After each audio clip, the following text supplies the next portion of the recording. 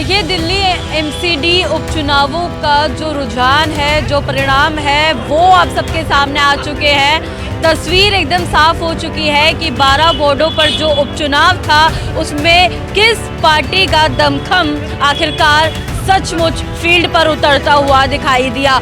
नतीजे आई हैं और बीजेपी की इसमें डाउनफॉल हुई है। वो लगातार 9 सीटों पे उपचुनाव था, उनका जीता हुआ सीट था, वो 2 सीट हार चुके हैं, वो 7 सीट पे पहुंच गए हैं। इस चुनाव में भाजपा के बड़े बड़े नेता ये कहते फिरते चल रहे थे कि हमें वोट दो वरना मैं आम आदमी पार्टी वालों को काम नहीं करने दूंगा।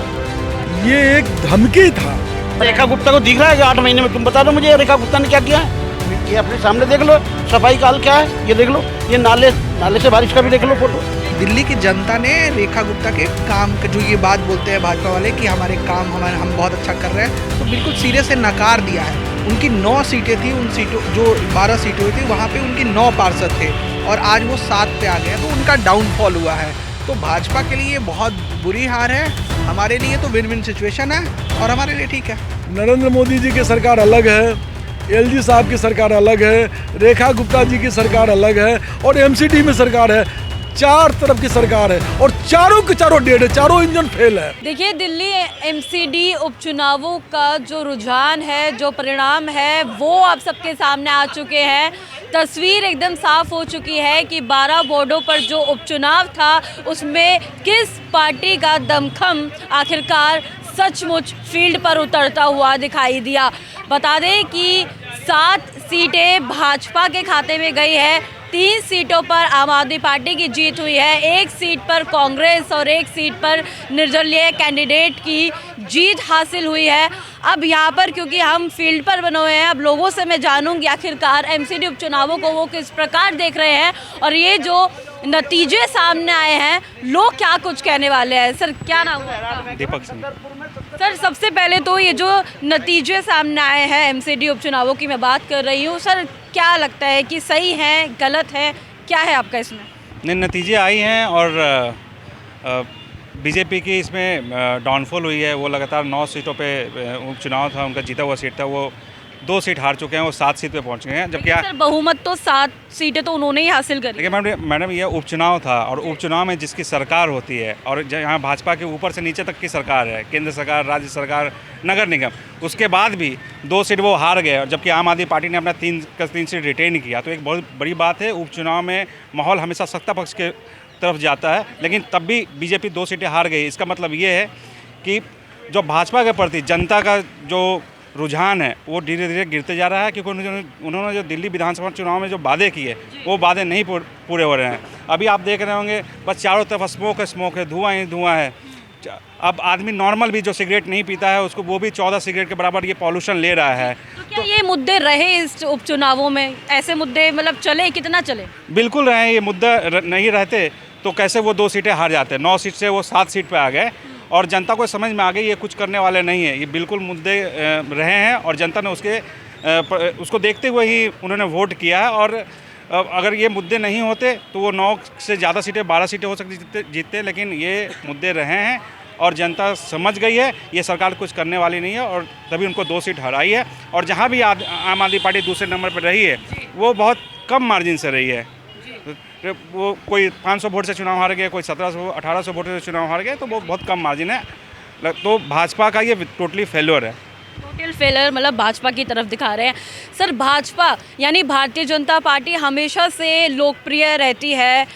चुनावों की मैं बात कर रही हूँ, 7 सीटें अपने खाते में उन्होंने दर्ज करी। अगर देखा जाए पिछले चुनावों के परिणाम से अगर हम तुलना करें तो 2 सीटों पर खिसक गई भाजपा इस बार। तो क्यों, क्या लग रहा है, क्या कारण रहा? इसमें एक कारण नहीं है, इसमें कई कारण हैं। अभी आप लोगों ने देखा होगा बिहार में इन्होंने बहुत वादा किया और वादा एक भी पूरा नहीं हुआ। तो दिल्ली के लोग यह देखने लगे कि भैया ये हर जगह वादा तो कर लेते हैं लेकिन पूरा कुछ नहीं करते हैं। आप अभी देखे होंगे इस चुनाव में, ये जो भी चुनाव हुई एमसीडी की, इस चुनाव में भाजपा के बड़े बड़े नेता ये कहते फिरते चल रहे थे कि हमें वोट दो वरना मैं आम आदमी पार्टी वालों को काम नहीं करने दूंगा। ये एक धमकी था, तो इस धमकी को लोगों ने नकारा। और आप देखिए कि सरकार से इतनी मतलब नाउमीदी है लोगों को, इतनी नाखुशी है कि 60% से एबव लोगों ने वोट नहीं किया। भाजपा के लोग ये कह रहे हैं कि मैं तो 7 सीट जीत गए, जैसा अभी आपने भी कहा कि 7 जीत गया। सच बात है कि उन्होंने 7 जीता, लेकिन 7 किस में से जीता? 9 में से 7 जीता। ऐसा नहीं कि 0 से 7 पर जाते तो हम कहते कि चलो भैया ये 7 सीट इनकी अचीवमेंट नहीं है, ये माइनस हुए हैं 2 सीट। और सबसे बड़ी बात यह है कि इनकी चारों पट्टी सरकार है। नरेंद्र मोदी जी की सरकार अलग है, एलजी साहब की सरकार अलग है, रेखा गुप्ता जी की सरकार अलग है, और एमसीडी में सरकार है। 4 तरफ की सरकार है और चारों के चारों डेड है, चारों इंजन फेल है। इस इंजन फेल का ही नतीजा है कि अब इस बार क्या बोलता है, लोगों ने इनको नकार दिया। 60% से एबव दिल्ली के लोग वोट देना उचित नहीं समझा। इन्होंने स्पष्ट सोच लिया ना कि वोट देने से फायदा क्या है, वोट दे चाहे ना दे इन्हीं को जाएगा। एक तरफ ये भी सोचते हैं लोग, और दूसरी तरफ इन्होंने कहा कि यार ये करना कुछ नहीं है। दिल्ली चुनाव में इन लोगों ने कितना वादा किया था, एक भी वादा पूरा किया? आज पूरी की पूरी दिल्ली मर रही है, पूरी की पूरी दिल्ली प्रदूषण के मार से मर रही है। और ये क्या कर रहे हैं, मोदी जी कह रहे हैं मौसम का मजा लीजिए। हाँ, अब आपको एक पता है, अभी 3 दिन पहले एक अंधभक्त हमको मिला, उन्होंने कहा क्या कि सुनील भाई आप नहीं जानते हो ये पोल्यूशन नहीं है, इस वायु का नाम है अमृत वायु। अमृत वायु में आए, ये कौन सा नाम आ गया? अमृत वायु। अमृत वायु। मैं तो सुन करके आश्चर्यचकित हो गया कि वाह, नाम बदलने में माहिर भाजपा की सरकार, बड़का झूठा पार्टी वालों ने प्रदूषण का नाम बदलकर अमृत वायु रख दिया। तो अब ये लोग तो ऐसे ही करते हैं, इनके बारे में तो बस बहुत मुश्किल है कहना। देखो अभी हमने लोगों से बात करी, साफ तौर पर लोगों का कहना है कि जो भाजपा है यानी भारतीय जनता पार्टी की जो पिछली बार 9 सीटें थी वो इस बार 7 सीटें ही अपने खाते में ले पाई है। तो कहीं ना कहीं ये भाजपा के लिए डाउनफॉल साबित हो सकता है। अभी हमारे साथ इस पर और चर्चा करने के लिए मौजूद है आम आदमी पार्टी के स्पोक पर्सन आशुतोष मिश्रा जी। इनसे बात करते हैं और आखिरकार जानते हैं कि आम आदमी पार्टी की क्या रणनीति थी 3 सीटों पर जो इनकी विजय प्राप्त हुई है, उस पर इनका क्या कह रहा है।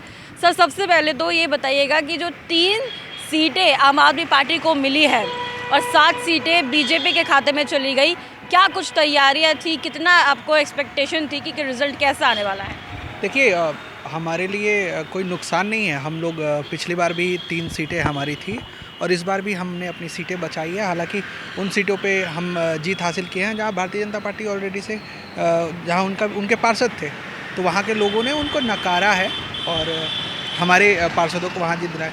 पर भाजपा को सोचना चाहिए, ये दिल्ली की जनता ने रेखा गुप्ता के काम जो ये बात बोलते हैं भाजपा वाले कि हमारे काम हम बहुत अच्छा कर रहे हैं, तो बिल्कुल सिरे से नकार दिया है। उनकी 9 सीटें थी, उन सीटों जो 12 सीटें हुई थी वहाँ पे उनकी 9 पार्षद थे और आज वो 7 पे आ गए हैं, तो उनका डाउनफॉल हुआ है।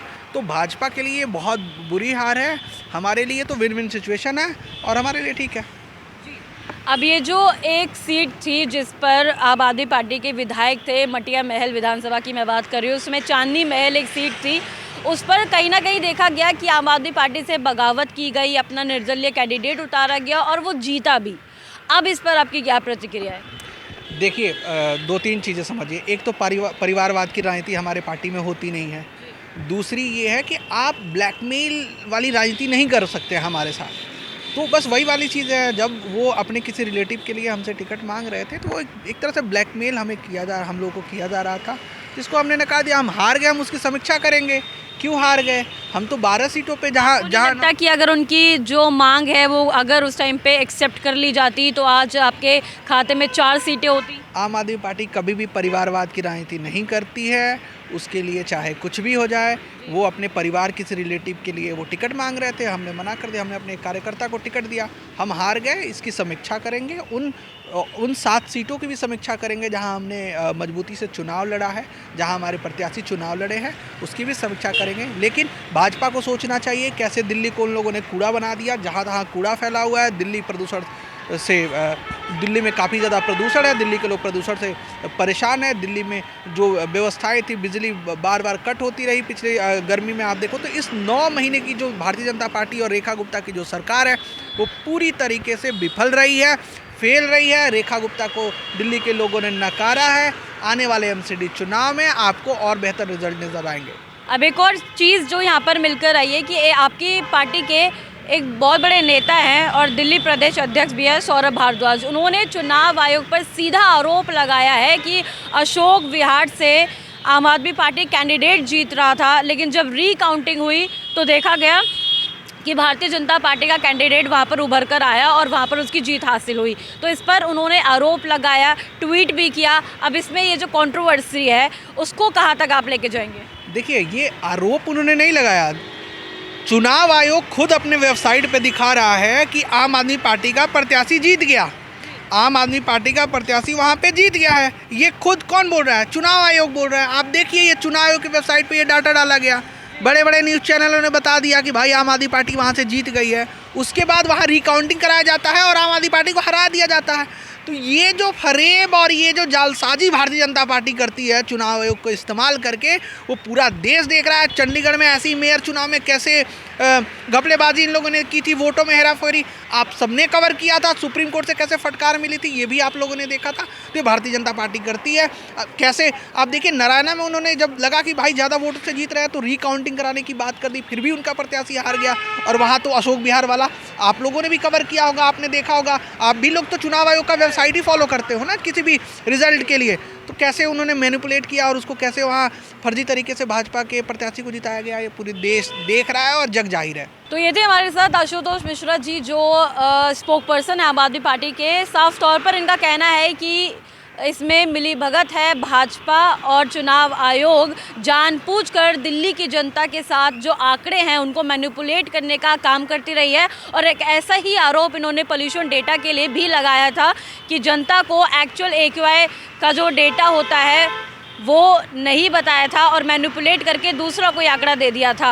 और अगर अभी जैसे MCD उपचुनाव का जो नतीजा आया है, जो रिज़ल्ट सामने आया है, उससे तो यही मालूम होता है कि 7 सीटों पर भाजपा भारतीय जनता पार्टी सिमट गई। लेकिन जो पिछली बार से 2 सीटें का नुकसान भारतीय जनता पार्टी को ज़रूर हुआ है। और आम आदमी पार्टी यहाँ पर एक अच्छी खबर इसलिए बताई जा रही है आम आदमी पार्टी के लिए, क्योंकि जो पिछली बार जो 3 सीटें थी, आज का जो रिज़ल्ट आया, आज भी वो 3 सीटें आम आदमी पार्टी की बरकरार है। MCD पर थे हम। आपको क्या लगता है, जैसे 3 जो सीटें हैं वो आम आदमी पार्टी के खाते में गए और 1 सीट पर कांग्रेस का खाता खुल गया है। कांग्रेस का खाता खुलने से ये तिकोड़िया मामला हो गया। पहले देखा जा रहा था कि आम आदमी पार्टी और भाजपा के बीच टक्कर है, पर कांग्रेस का एक खाता खुल जाना किसके लिए बड़ी उपलब्धि है? सर, आपका क्या नाम हुआ? मेरा नाम लक्ष्मी त्यागी है जी। सर, यही सवाल मैं आपसे लेना चाहूँगी कि क्या मतलब कांग्रेस का एक खाता खुला है, क्या इसमें देखा जाए कि कांग्रेस की जो भूमिका है वो फिर से उभर रही है? कांग्रेस अब दिल्ली में उठेगी और आराम से। पहले चुनाव में भी 9 सीटें आई थी। उस टाइम उसने बीजेपी वालों ने एक MLA काउंसलर हमारा तोड़ के, उसमें कांग्रेस वालों को तोड़ के अपने में मिला लिया।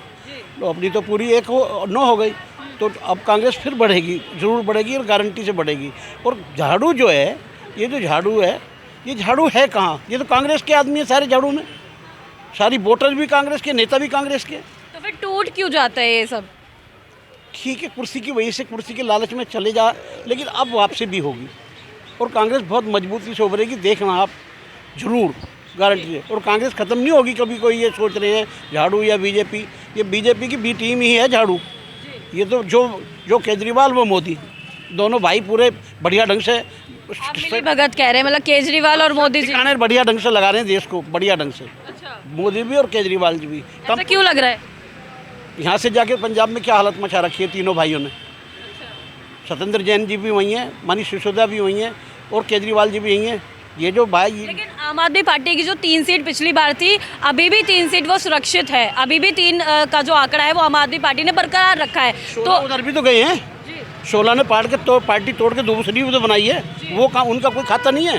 16 वो भी तो गए हैं, वो नहीं गए, 16 गए हैं। जो 16 गए हैं वो झाड़ू से क्यों गए? उन्होंने अपना दल अलग बना रखा है।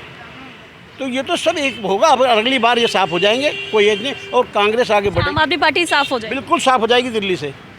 अब दिल्ली में उनका जलवा अब चलेगा नहीं। जो झूठ का मामला लेके चल रहे थे, मकान उन्होंने वहाँ भी बना लिए हैं, पंजाब में भी, और यहाँ से गए थे तो वहाँ बना लिए उन्होंने। अच्छा, दिल्ली उपचुनाव में भाजपा का प्रदर्शन कैसा रहा, कैसे देख रहे हैं? भाजपा तो हल्की हो ही रही है। आराम से उनको भी दिख रहा है। मतलब बस कांग्रेस उभर रही है, बाकी सब हल्का हो रहा है। रेखा गुप्ता को दिख रहा है कि 8 महीने में, तुम बता दो मुझे रेखा गुप्ता ने क्या किया है? ये अपने सामने देख लो, सफाई का हाल क्या है ये देख लो, ये नाले से बारिश का भी देख लो फोटो, नाले से बाहर निकल रही है। तुम ही बता दो 8 महीने में तुम्हें क्या दिखा प्रेस रिपोर्टर को, लेकिन तुम लिख ही नहीं सकते रेखा के खिलाफ। अच्छा, ऐसा क्यों? क्यों? सारे बिके हुए हो, सब डंडे, कोई जो बोल देगा उसका लाइसेंस जब्त, उसका जो बोल देगा उसका खमकर। सर हम एकदम सच दिखाते हैं, ऐसा कुछ नहीं है। 3 हॉस्पिटल हैं यहाँ से, 307 और 309 बस, तीनों हॉस्पिटल जाते हैं सुबह, तीनों बंद कर रखी है दोनों बसें। हॉस्पिटलों में गरीब आदमी को वहाँ दवाई नहीं मिल रही। वहाँ तो बिल्कुल ही कांग्रेस के टाइम में खूब दवाई मिलती थी, बसें पूरी बढ़िया चलती थी। कहाँ है? आम आदमी पार्टी में भी तो दवाइयाँ खूब मिलती थी, ऐसे लोग बताए थे, मैंने कवर भी किया था ये। नहीं, मुझे आम का पता नहीं है, मुझे तो कांग्रेस का पता है, मैं तो कांग्रेस का पता है, तो आम का मुझे नहीं पता। मैं लेकिन अब मुझे पता है कि अब हालत ऐसी ख़राब है कि यहाँ से लोग जाने के लिए भी तरस रहे हैं, बसें भी नहीं है। कोई बस खरीदी हो मुझे बता दो। ये जो देवी बस पर जिन्होंने टांग रखे हैं दोनों, रेखा गुप्ता और वो, ये सब प्राइवेट बसें हैं, उनके आदमियों की बसें हैं। ये कोई सरकारी बसें हैं? ये छोटी बसें चल रही हैं, ये सरकारी हैं? ये तो प्राइवेट आदमियों की बसें हैं, जो उनके अपने आदमी प्राइवेट, उन्होंने उनकी बसें उन्होंने लगवा दी। तुम 10 ले आओ, 20 तुम ले आओ, 25 तुम ले आओ, पैसे कमाओ। ठीक है, हम इस खास पेशकश में इतना ही। ऐसी तमाम अपडेट्स को जानने के लिए देखते रहे न्यूज़ आए। धन्यवाद।